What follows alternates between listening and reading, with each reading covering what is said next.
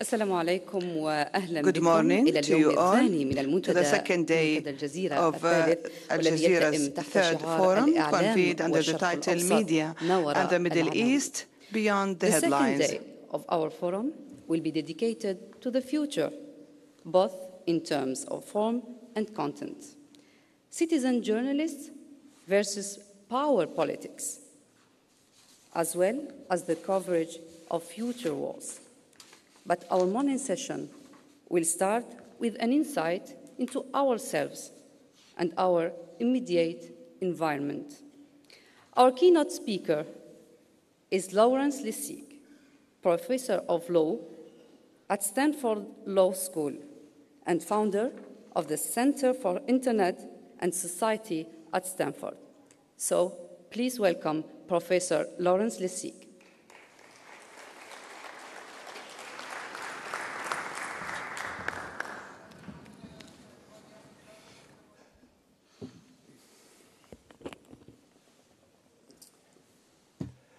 So I want to tell you a story and then describe a definition on my way to an argument about how citizen journalism or the internet could matter to transforming how we think about politics, at least in the United States right now. So here's the story.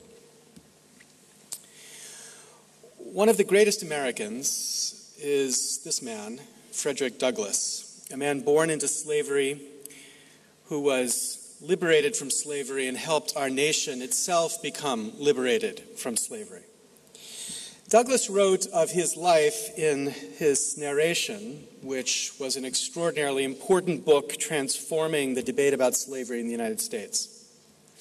But in the middle of this book about slavery, he tells a story about power, and in particular about how power changes the ideals of those who possess it.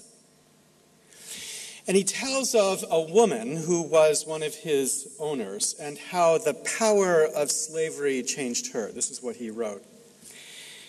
Slavery proved as injurious to her as it did to me.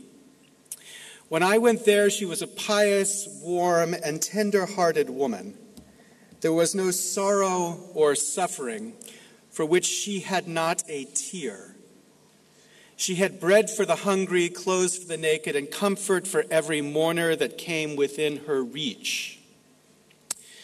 But slavery soon proved its ability to divest her of these heavenly qualities.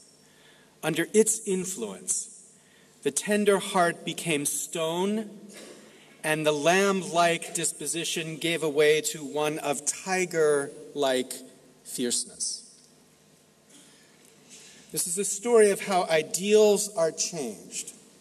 And Douglass's point was that the ideals here were changed by the power that the institution of slavery gave her.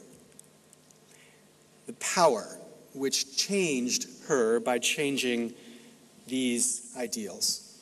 That's the story. Here's the definition. You've heard this phrase, Web 2.0, as a characterization of what's important about how the internet has itself changed.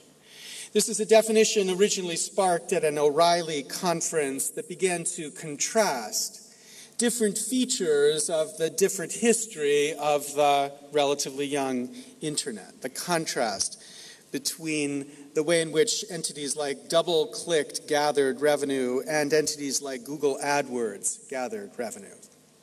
Now, the important thing to recognize about Web 2.0 is its architecture to enable capabilities to build upon other people's content and share that content and data cheaply and universally.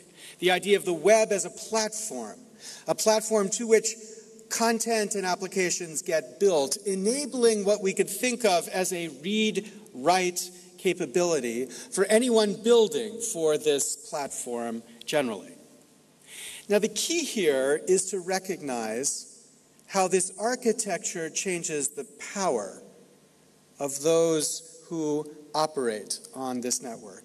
It shifts the power, enabling this power to be spread much more broadly, much more equally, enabling this power to be decentralized in the architecture of the network, meaning control is weakened.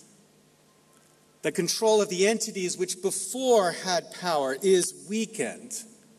And this is the significant historical shift. If you think in the United States of the period circa 1870 until Web 1.0, the critical dynamic of that period was that bigger meant better. Bigger meant more power, more opportunity to control how the market functioned. But after Web 2.0, this dynamic is different.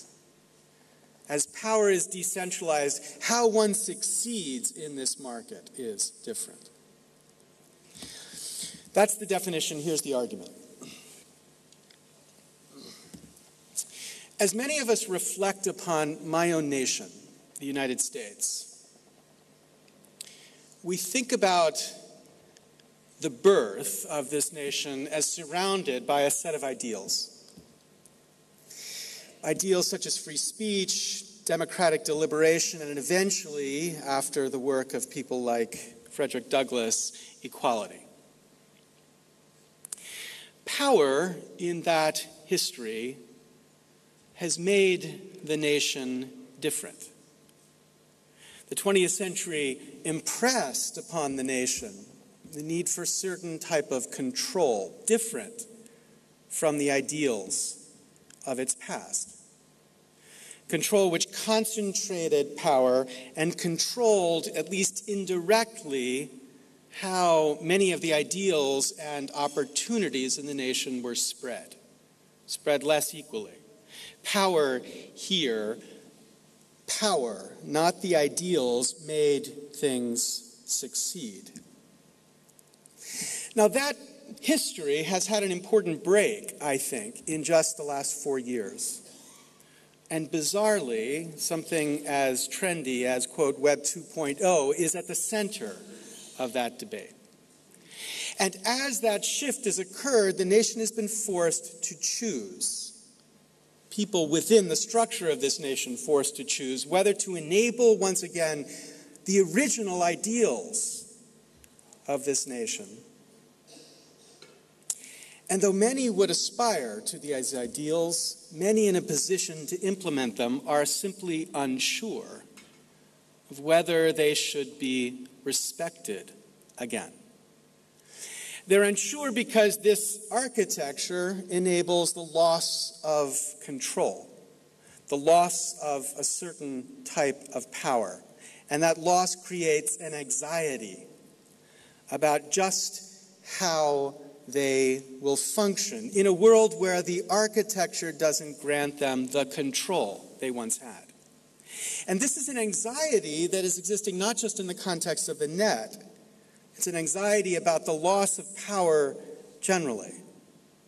I commend to you this extraordinary article in Policy Review by Thomas Reid called War 2.0, in which he describes how the technologies of Web 2.0 have been radically powerful in changing the dynamic of the recent war in Iraq. These technologies limiting the capacity of the powerful, here the United States, to impose its will in a region simply because the technology gives the alternative so much opportunity to resist.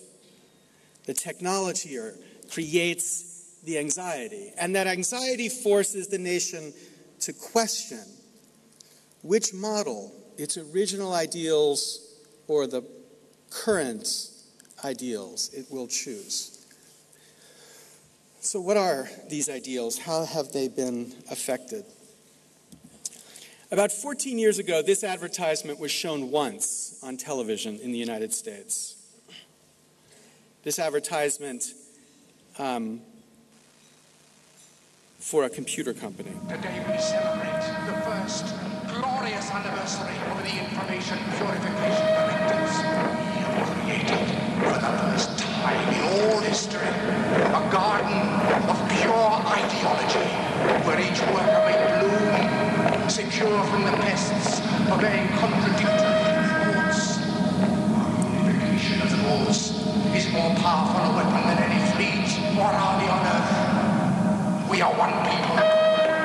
one will, one resolve, one cause. Our enemies shall talk themselves to death, and we will bury them with their own confusion. We shall prevail. On January 24th, Apple Computer will introduce Macintosh. And you'll see why 1984 won't be like 1984. An advertisement shown just once at the Super Bowl, but which became a cultural idea. 1 month ago, I began a that has been conversation repeated. with all of you, and so far, we haven't stopped talking, and that's really good. I intend to keep telling you exactly where I stand on all of the issues. I'm looking at how to help you and other people who are hardworking like you. And I've really been impressed by how serious people are. Because we all need to be part of the discussion if we're all going to be part of the solution. I don't want people who already agree with me. I want honest, experienced, hardworking, patriotic people who want to be part of a team, the American team. I hope you've learned a little bit more about what I'm believing and trying to do, and really helped this conversation about our country get started. I hope to keep this conversation going all the way to November 2008.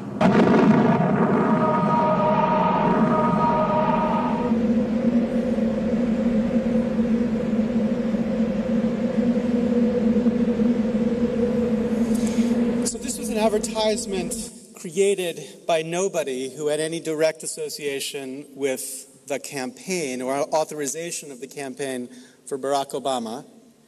It was an advertisement, though, that traded upon this cultural icon to say something powerful about the current setup of the Democratic primary, a setup where Hillary Clinton represents in the ideas of most people the establishment, and Obama represents something radically different. Now, what's significant about this advertisement is that it was released about a month ago on YouTube. Last night, more than 2.9 million people had watched this advertisement. More people have seen this particular advertisement than any other advertisement in the history of this campaign, and it's more important than this particular advertisement because what this story tells is something general about the picture of politics to come in 2008, a picture that terrifies those who run the campaigns in 2008, because it's a story of a loss of control over who says what. Anybody can produce an advertisement that goes into YouTube and then takes off in exactly the way this one did. And a loss of control over who hears what. Because clearly neither the Obama campaign nor the Clinton campaign wanted or pushed this particular advertisement to the community who saw it. It's a loss of control. And it's loss of control at the top of these campaigns. Now, this loss of control produces a different kind of speech in the political market, a speech which directly connects, when successful, to the attitudes of the people, but doesn't necessarily reflect the strategy of the campaigns. Let me give you three other examples. These come from the 2004 campaign. This different speech which flourishes now in the context of this new network. Do you ever get the feeling you're living in a virtual reality dream world, fabricated to enslave your mind?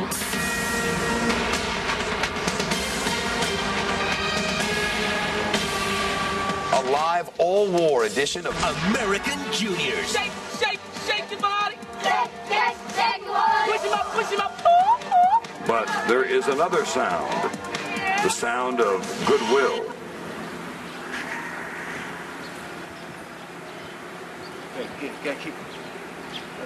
Oh, I'm sorry, ladies and gentlemen. I'm far away in a remote place, and we get these things secondhand.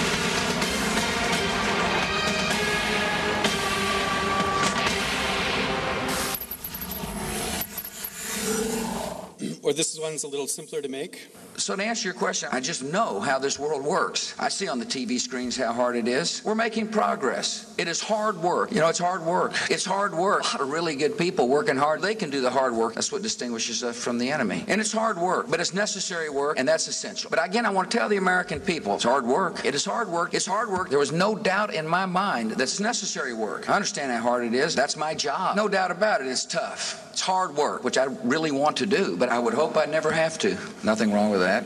But again, I repeat to my fellow citizens, we're making progress. We're making progress there. I reject this notion. It's ludicrous. It is hard work. It's hard work. That's the plan for victory, and that is the best way. What I said was, it's hard work, and made that very clear.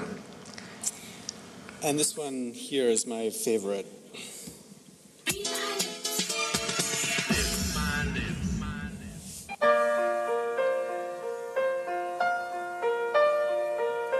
My love,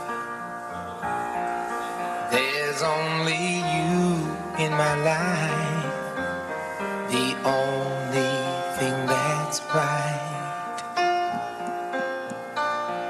My first love, your every breath that I take, your every step I make.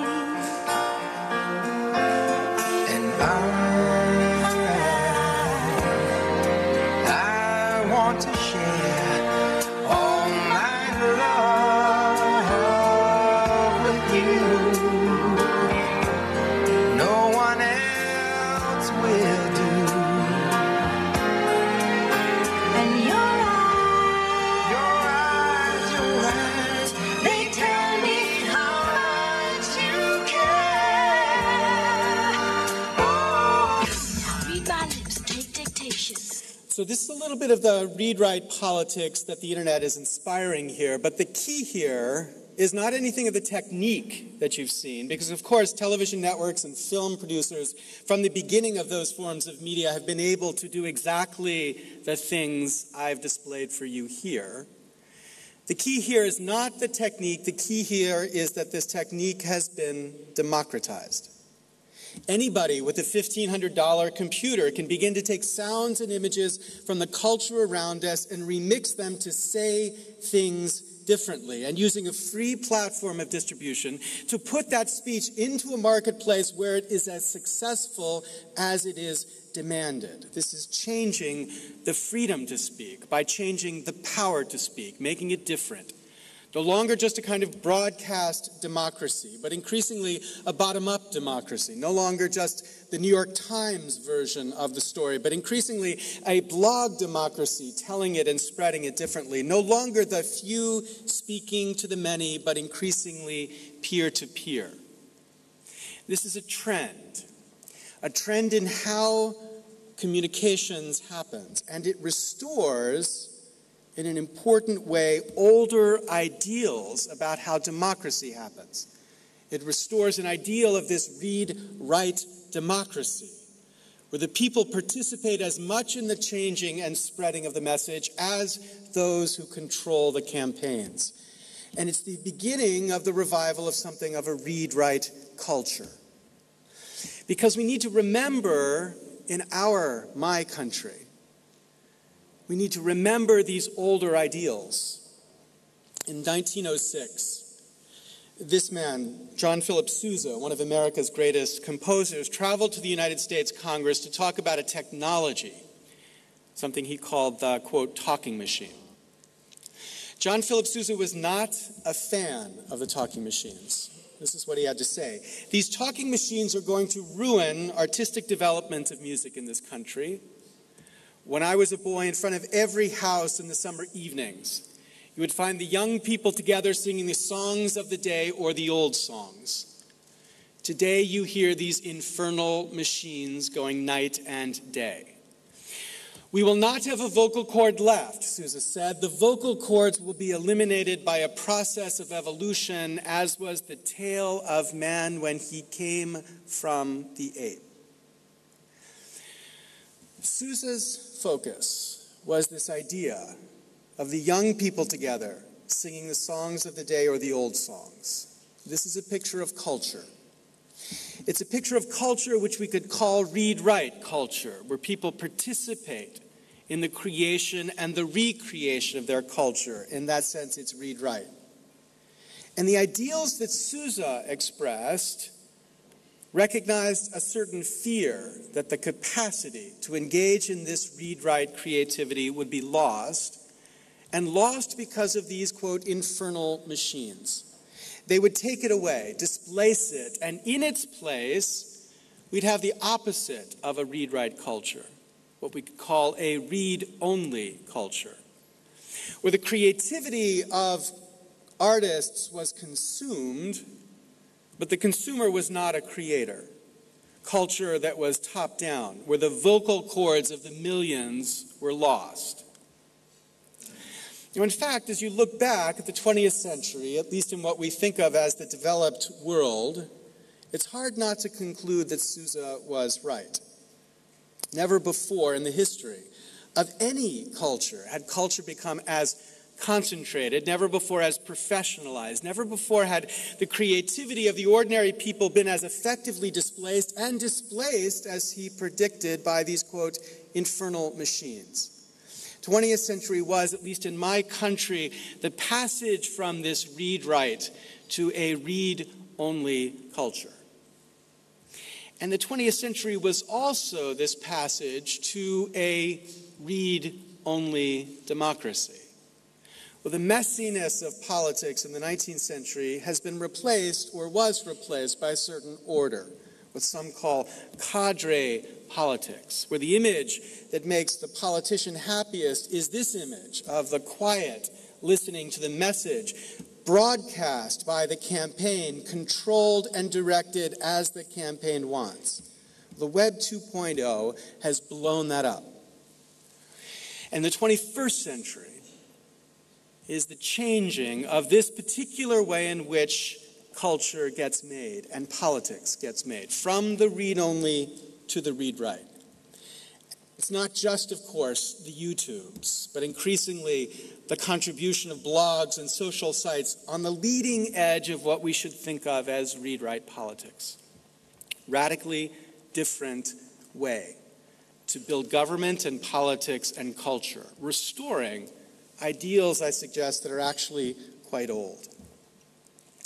Now, as the story I told at the beginning of my nation suggests, not many in my country are certain yet about the appropriateness or value of this new form of speech in either politics or culture.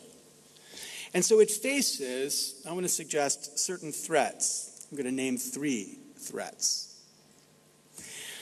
The first threat that this new form of speech faces is a fundamental question. Is it any good? Or put differently, does it actually help the political process figure out what is the right answer?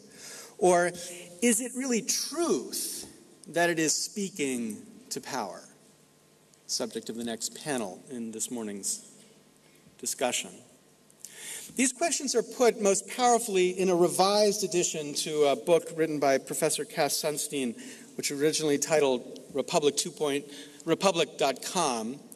The second version is a much expanded, much more powerful set of haunting, I think, questions about whether this form of media, this form of communication, will actually produce something that we should respect or embrace. For he draws upon social science literature to describe certain phenomena which are common and demonstrable in the context of internet communication, and in particular, the phenomenon of polarization. That infrastructure like the internet facilitates a certain kind of polarization of views rather than the ideal that the opening of democracy here will lead to understanding and some sort of agreement. This polarization weakens understanding here and increasingly produces a kind of mush in the ideals of the politics it's trying to celebrate, rather than the clarity that might have been produced before. The threat here is that the isolation that this form of media produces increases a concern that we should have about whether, in fact, the contribution of this new freedom actually is a contribution towards improving democracy.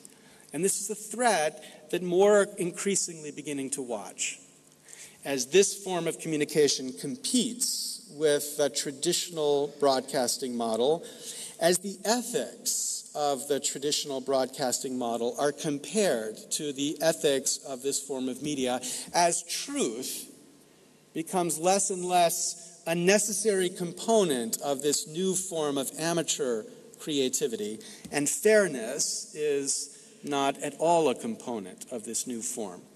These questions threaten this new form of media because they make people resist its power, because of a fear that certain ideals, truth and fairness and accuracy, are lost in this spreading, democratized media. That's one threat. Here's a second threat. This is a threat produced by kind of collateral damage from a set of wars that are waged in the United States, not the wars waged in this part of the world, what we call IP wars or the copyright wars. Wars being waged by content owners against these new forms of technology to protect them against something called piracy.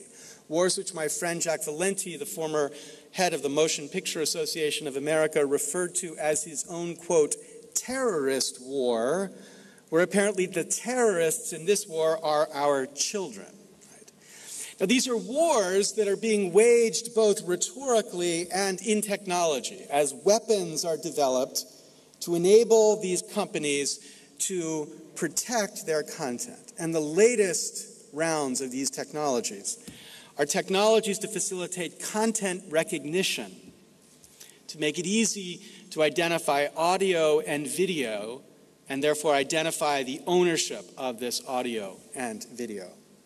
Now, these technologies are being proposed to be deployed in, for example, contexts where they could scan the content, for example, YouTube, and identify that content, at least identify whether it's owned content or not. And if it's owned, then the content would be automatically removed. Now, the focus of these technologies is, I think, mainly something called piracy, to avoid the use of content, full shows, without the authorization of the content owner. And you might say, so what if they're trying to eliminate piracy? Why does that matter to this increasing new form of political speech? But the point is that this effect reaches far beyond something called piracy. It effectively achieves a kind of censorship because the technology is not able to identify when content is used consistent with an exception to copyright law called fair use. So the mere fact that CNN content is in the YouTube posting is enough to remove it, even if the CNN content is used in a way which copyright law would justify as fair use. So fair uses get wiped away as well as piracy. Now, you might ask, would the networks actually deploy the technology in this way? Well, we have some pretty important examples from recent history. This is a filmmaker from the United States, a man named Robert Greenwald. 2002, he released this film, uncovered the whole truth about the Iraq War. Well, there's a lot more of the truth that came out after 2002. So in 2004, he wanted to update the movie. And he wanted to include a 1-minute clip of the president explaining on the Meet the Press exactly his reasons for going to war. Because he believed that that 1-minute explanation, more than anything else, would show the vacuousness behind the American decision to go to war. So Greenwald asked the copyright owner for that 1-minute clip, NBC, for permission to include it within his movie. And NBC initially told him no, didn't have any permission.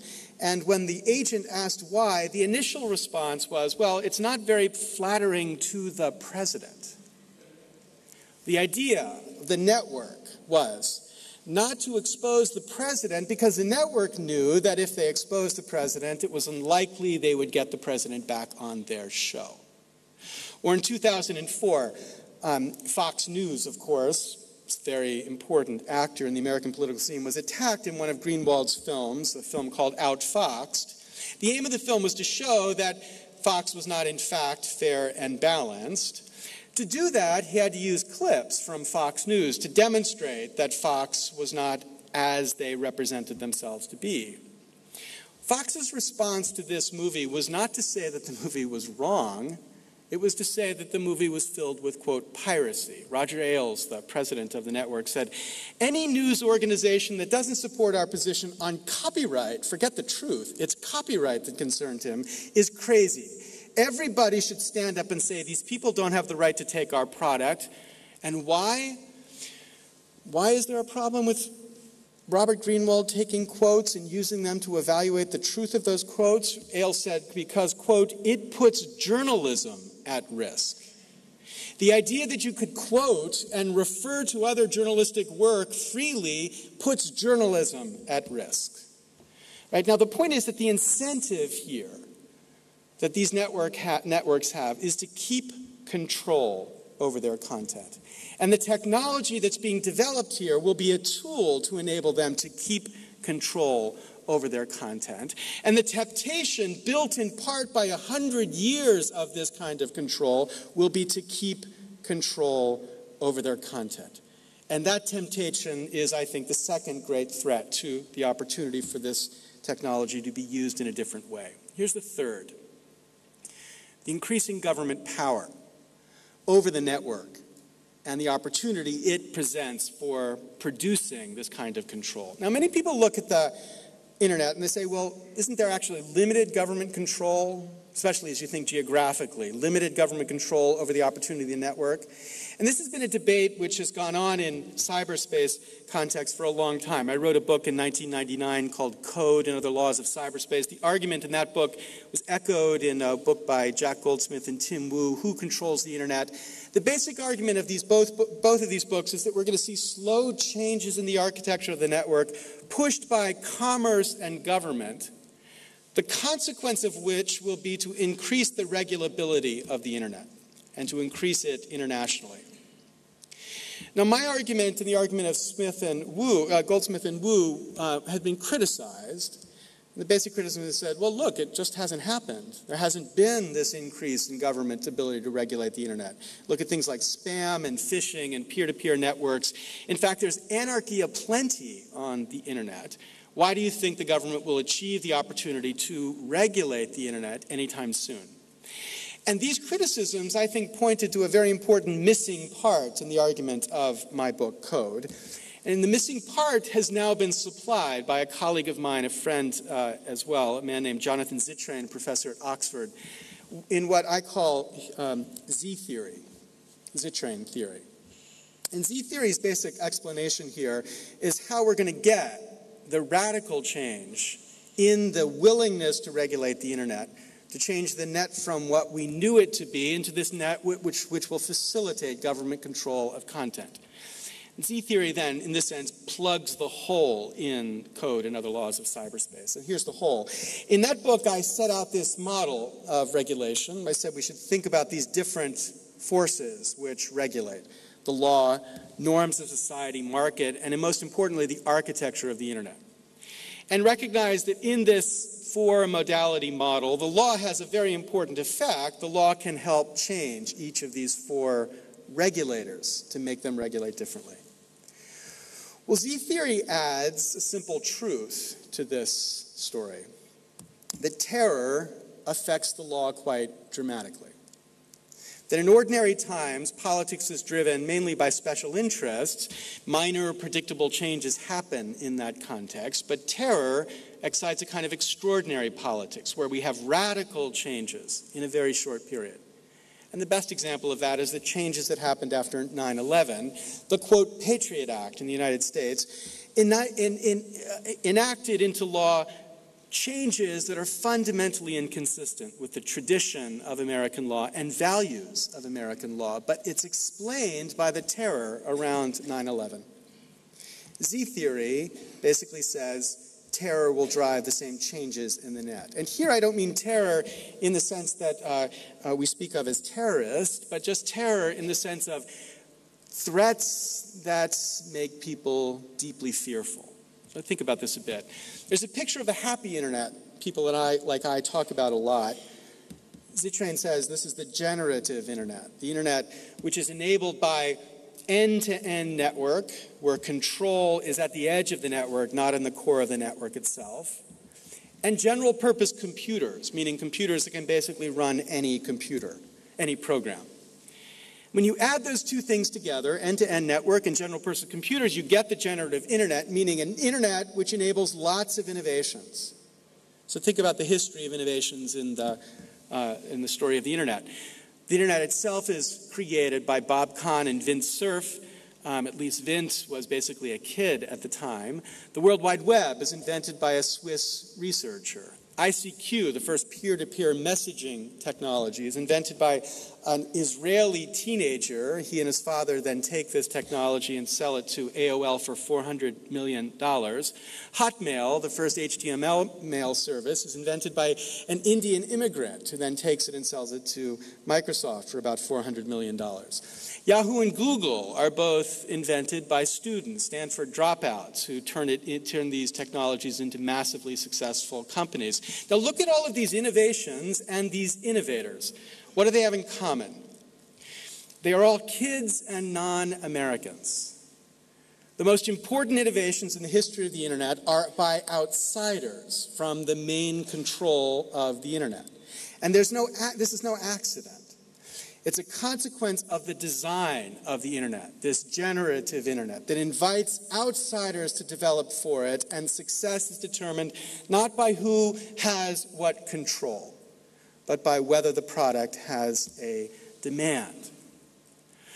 Now, this picture of the happy internet leads to another story, the picture of the unhappy internet. An internet filled with spam, viruses, phishing, and increasingly concerns about terrorism. These are uses that are built on top of the generative internet. These are innovations in how to use the technology, but these are innovations that generate evil, not good. So, for example, in 2003, there was an experiment done with an open proxy for email, basically an email relayer that would take any content and relay it.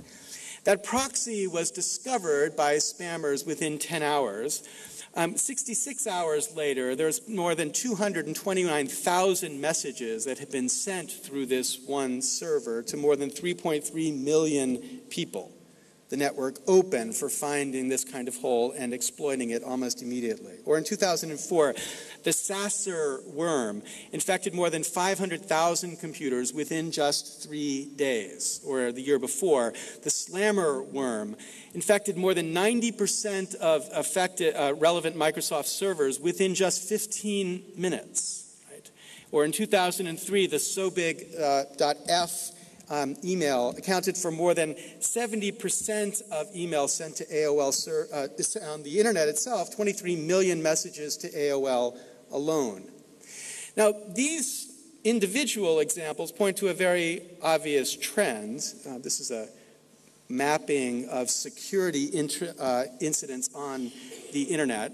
This trend ends, this map ends in 2003 because in 2004, the government entity charged with counting here stopped counting. The reason they gave is that these security incidents were as commonplace and widespread as to be indistinguishable from ordinary network activity. Now, the real puzzle here is why this malicious malware has not really been so malicious yet. Right? Why hasn't it been more destructive? For example, why don't we see technology out there that aims at, for example, deleting the root to every computer which it infects? And as Zittrain argues, we don't really have any good explanation for the fact that we haven't seen something that destructive. And if we don't have any good explanation, that means that someday we're going to see it happen. And the result of its happening will be to produce the will that's necessary, political will that's necessary, to make this net, once again, regulable. That is Z theory. And the obvious extension here is that this infrastructure of control can translate easily into an infrastructure of censorship, restoring control, once again, over how the message spreads. And that's the third threat to how this new form of media might spread in the context of the internet. Now, I began by saying that this new form of speech has certain ideals, and these ideals are being made real by this network, and we need to defend the network against these particular threats. So against the Sunstein skepticism, those of us participating in building this network in this way need to make it better, need to make it more responsive to truth and fairness than perhaps it is right now. In the context of the IP wars, we need to insist as government policymakers on balance in intellectual property and rejecting both extremes of perfect control and anarchy. And in response to Z theory, we need to prepare the alternative or prepare the resistance to the alternative, which, like the Patriot Act, certainly sits in some government filing cabinet ready for the event which creates the political will to change the internet. Everyone, I think, who believes in the value of this new form of speech needs to do that. And particularly, I think that this message has value in this region of the world. And particularly, I think this message has value for companies like this. Because the ultimate test of what I think of as our founding ideals, ideals about respect for freedom of speech, is whether your perspective will be allowed in my country. Will it be permitted? And to win that battle, I believe you need to be better at embracing our ideals than we are. Which I think means that every single bit of your content should be available, offered freely in a certain form, at least to be shared non-commercially among people who are building this alternative way of speaking, and to be remixed or included within content being produced, both commercially and non-commercially, freely. You need to enable that access, and we can talk later about the nonprofit I run, Creative Commons, that gives you licenses for free to do that, but put that aside. Enable that access to all of your content here so that it's freely available and can be part of the conversation. So that while companies like Viacom are suing Google to restore the control over distribution of their content, you spread your message and your ideals, which are ours, much more effectively, building upon and spreading this understanding in a way that makes the message also remind us of the ideals behind this form of speech. Let me end here with one more story. In the 1920s in the United States and in parts of the world, there was a certain epidemic of a disease called encephalitis. Encephalitis produced in a certain number of its victims a kind of catatonic state. They were alive, they were awake, but they couldn't interact with anybody. In 1969, doctors and researchers discovered a certain drug, L-Dopa, that had this effect of unlocking these people who were in this catatonic state. They took the drugs, they woke up. And there was this extraordinary moment of coming back to life and extraordinary celebration around this amazing discovery, until they discovered that just a few months after taking the drug, the effects of the drug would wear off and the people would return to the catatonic state. They would be locked up once again in this state of extraordinary terror. Now, I know this story not because I know anything about history. I'm a lawyer. I don't know anything about history. I know this story because I saw the movie. The movie was a movie called Awakenings, telling the story of this discovery and its consequent effect. But I think Awakenings is the model for a certain kind of fear that I think we all should have about how these technologies will affect our culture. Because right now what we're seeing is the state of awakening. Unlocked culture, this read-write culture, this read-write politics, a restoration of what I think of as a fundamental character of democracy. But the threat here is that these aspects of freedom will disappear. They'll be relocked as the forces that fear this freedom want the ideals to be resisted. Now, I come to places around the world to talk about this because I plead with people around the world to help us in my country remember these ideals and help us by living them yourselves, because you can do it better than we do it, or can do it, or at least maybe anymore, or at least just now.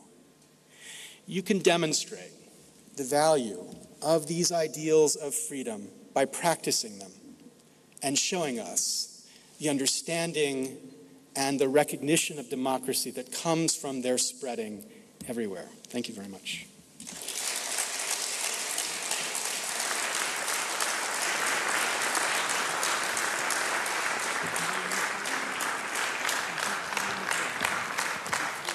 Thanks, Professor. The Professor Lessig will now answer your questions. سنفتح باب النقاش لكن للأسف ليس لدينا. Now we will open the floor for Q's and A's, but unfortunately we only have 15 minutes, so please be brief. Thank you. نأخذ أول سؤال من هناك. Take the first question.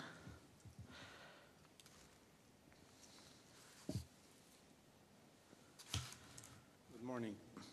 My name is Bilal Saleh. I am not a journalist. I am a technologist. I work for Motorola. I talk to a lot of media companies because we help them build extensions to the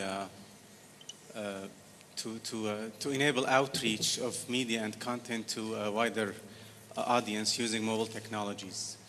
And the question always comes, how can I moderate my content? Because there is a fear of when you open the floodgate, you get some obscene content, some bad content.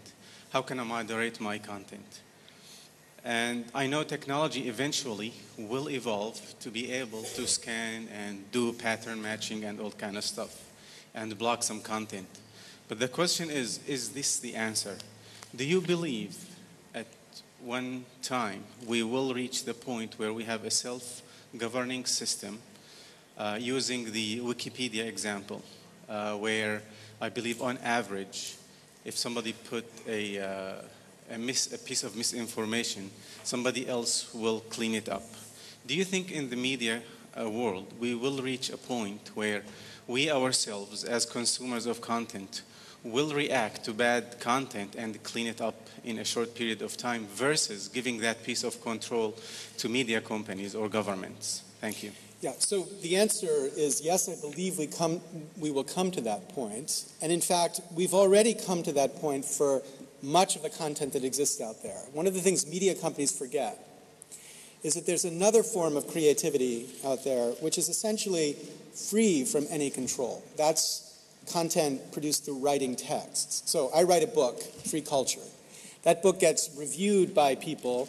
It gets reviewed in the most idiotic way imaginable. I guarantee that. I can show you many examples of this. Reviewed by people who are trying to use my words in ways to, destroy me or advance their own career. Those words and that use cannot be controlled by me at all. And it's a good thing, too, because the law protects their fair use of my work in that way. But what happens in the text context is people begin to recognize that how the words are being used are not my responsibility. Right? It's just the way people are free to do it. So I don't feel any need to try to clean it up. And that's the same kind of, it's almost a paradox of power that I think media companies are going to recognize. We had a very interesting example of this in the history of racism in the United States. When the United States was thinking in 1964 about enacting the most important equality law that was ever passed, Civil Rights Act of 1964, segregation was prevalent throughout the South. Not just legal segregation, but informal segregation in restaurants, for example, where they would ban any African American from coming to the restaurant. When they were trying to pass this legislation, there was one set of testimony that came from Southern restaurant owners. And they came up and they said, please force us to accept African Americans into our restaurant. And everybody said, well, why do you want to be forced? You could just do it yourself. And they said, no. If we aren't forced, then when we invite African Americans into our restaurants, people will think it's because we like African Americans. And of course, then all the whites will boycott us. But if you force us to do it, then we can say, hey, we have no control here. We're just doing what the law tells us to do. And therefore, we can have much more commerce from African Americans and white Americans eating in our restaurants without paying the cost.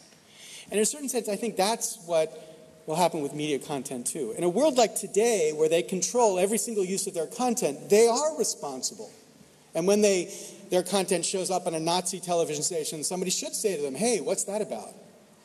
But in a world where video and music lives by the same rules that writing lives by, they're not responsible anymore. And what happens is people learn to filter and take into account who's used it and for what reason, and they discount it, the way all of us do all the time when we read things that are just ridiculous associating with people who we might respect. Yeah. Second question? Short Hi, as Larry. possible.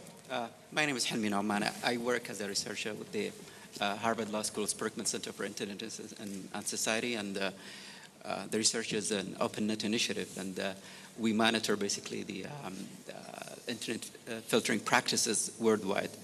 One of the things we found out is technology, which democratizes access to information, is also being used to oppress. The other issue is here is a country in the region which does not filter anything, yet there is so much self-censorship because of offline factors, basically the internet and the media laws. So who do you think is winning the battle, or who is going to win the battle in the near future? Thank you. Well, I think one of the points I tried to make in the first book I wrote, Code, was that the internet won't win the battle, or cyberspace won't win the battle because of the nature of its technology. In fact, what you'll see is the technology increasingly reflecting either the laws or the norms of the society within which it exists. So I don't think cyberspace in 10 years will be anything different from the ordinary societies within which it exists. And then the question is, what ideas are winning the battle in those particular societies?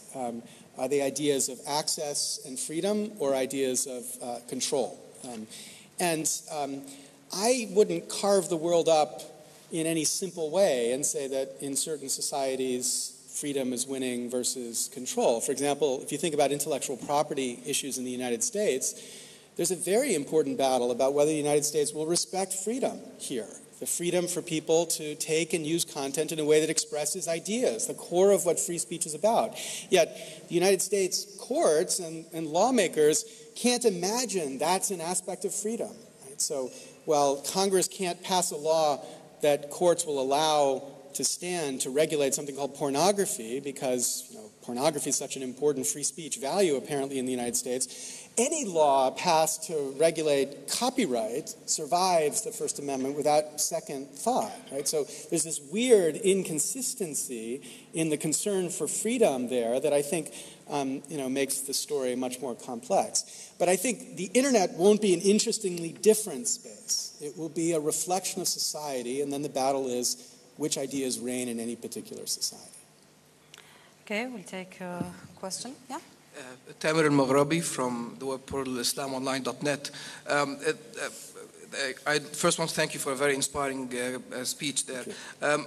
Usually the argument that comes that opposes the idea generally of having free speech online and sharing content, the argument usually on the other side would be, what is a winning commercial model then? How do you run a big corporation with hundreds of employees that's trying to provide content and trying to spread, a network like AlJazeera with correspondents all over the world, and suddenly you have free content online? How do they deal with this commercially and survive in order to grow even more and provide more content to the audience? Yeah, so I never propose, for example, that somebody think about using a Creative Commons license to make their work freely available outside of the context of science on moral grounds. I think there are moral reasons to do it, but that's not how I would try to sell it. I would try to sell it on purely economic grounds. And I think in the context of AlJazeera, it's a pretty easy argument. If you are a dominant American network it already has brand and mind share. I understand why you restrict access and you try to leverage control. I understand it. I don't think it's ultimately the right strategy, but I understand why you think you should do it. But if you're a network that lives outside of a dominant brand in the United States, which I think AlJazeera does, and faces pretty strong resistance to incorporation within like cable networks, which obviously AlJazeera does, then what you've got to do is find a way to get access to the people that escapes these areas of control. Now, for example, if you make content available freely to bloggers, at a quality level that can't be rebroadcast on television, then what you've done is you've found a way into an increasingly important segment of media society in the United States. You've encouraged them to use your content to contrast it with what Fox is saying or contrast it with what NBC is saying.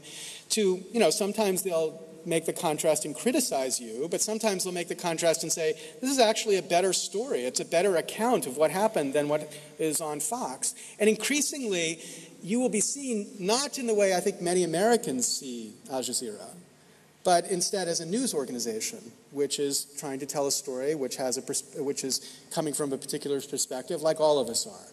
And the opportunity to increase the value of the brand through that free distribution, I think is obvious. It's obvious. Now, obviously you don't want to do it in a way that destroys commercial opportunities, but I don't think that does destroy commercial opportunities, because as you increase the value of the brand, the desire for people to commercially license you in lots of contexts kicks in. I know lots of people think cable companies are driven just by politics when they say they don't want AlJazeera on the networks. Obviously there's some mix of that in it, but cable companies want to make money. That's what they want. And their desire to make money will overcome their loyalty to any particular politics eventually, if the market demands it. It's the one virtue of the market.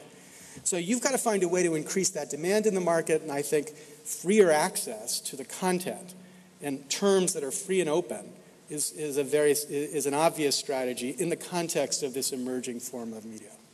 We have only 2 minutes for a last question. Yeah? Quickly, please.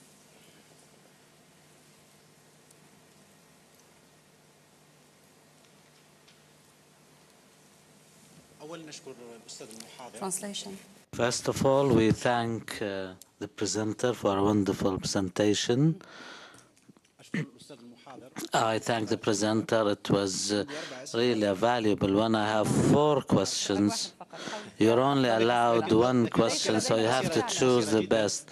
They are very short. The first question is, how can we restore the balance, ethics versus power, or ideals versus power? Power in its own right is an ideal, and Nietzsche made it the basis of all other ethics or ideals. In the United States, the American ideals themselves are in disagreement. Huntington, for example, makes Hispanics or Spanish speakers a threat or a danger to the white English-speaking Americans. The second and the last one, Fairuz says, the advert you've shown on the television ad portraying people sitting there like sheep taking orders.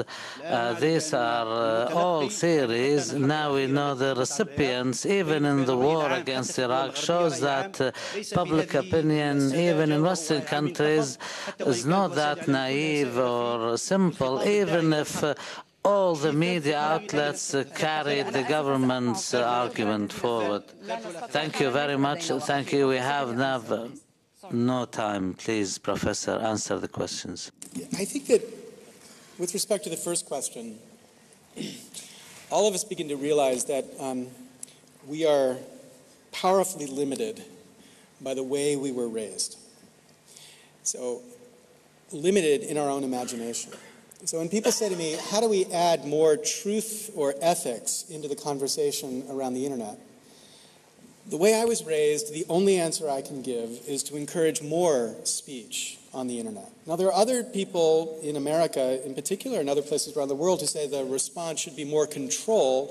I just can't accept it, even though I don't think I have the theoretical argument to demonstrate why this will work. I just have a set of values that I can't escape, and my values would say the best thing to do here is to encourage more of that speech. With respect to the relative passivity of Americans in this context, I certainly agree that today there's been a radical change relative to even the way it was 15 years ago, that there's more engagement and less passivity. But I do maintain that this weird century, the 20th century, was a century dominated by this kind of conception of media that was just to be consumed. Nothing was to be done with it. Now, it wasn't an ideology that pushed that. The technology made it like that. That was part of John Philip Sousa's point.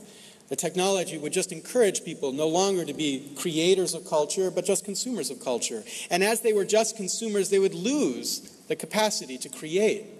And the same thing with politics. As politics no longer was the messy party politics of the 19th century, where people had to be dragged out into big rallies and it was all about yelling at each other in public debates, and instead was about sitting there and watching professional commercials, we forgot what it was like to argue with our neighbors about politics. I remember the moment that crystallized this for me was 2000, where you remember there was an election in Serbia where the people came out to the streets to demand that this illegal election be corrected.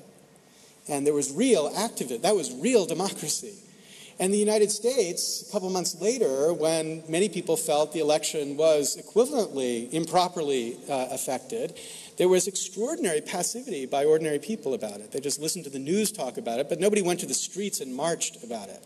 Now, you could disagree about the characterization, but I don't think you can disagree about the kind of expectation that existed, at least in 2000, that it wasn't our job to be active people marching to demand change. We just had to watch what happened when the courts resolved the question. That's changed today, I think, and changed in part because technology has reminded us of what it's like to speak, what it's like to express your ideas and hear them disagreed with by others. You know, there's people say, there's so much, look at 55 million blogs out there, all of them are crap. And I think 99% of them are crap. 99% of them are totally worthless. But the value is not that this is writing better than the New Yorker. The value is that there are 55 million people out there writing reasons for their positions. And that act of writing why you believe something changes what you believe. You can't help but change you, the ethic of what you believe, by forcing you to express it. And it's not like that you just change automatically into being a reasonable person, but it does change the dynamic of how politics happens. And that's the biggest reason to encourage the spread of this form of politics. We all become responsible because we're participants in the politics. Thank you very much. Thank you very much, Professor.